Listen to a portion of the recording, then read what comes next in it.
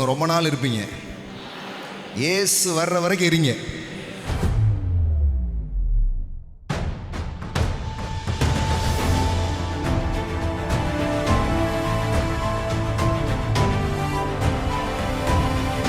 உலக மனுஷனுக்கே தெரியுது, உலக மனுஷனுக்கே தெரியுது.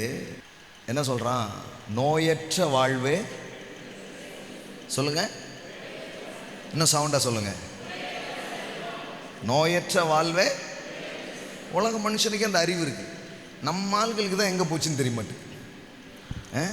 நம்ம ஆள்கள்கிட்ட கத்தர் சுகத்தை கொடுப்பாருன்னா அது இல்லையா, கொரோனாவே ஆண்டவர் தான் கொடுத்தாருன்றான்.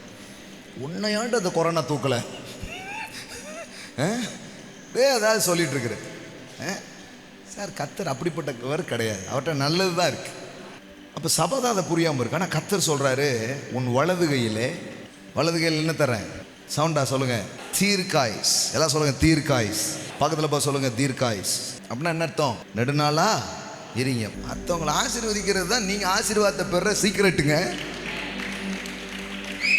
இது நம்ம தெரியாமல் உட்காந்துருக்குறோம். நம்ம ஊரில் மகாரிஷின்னு ஒருத்தர் இருந்து பெரிய ஆளாகிட்டு போயிட்டார்.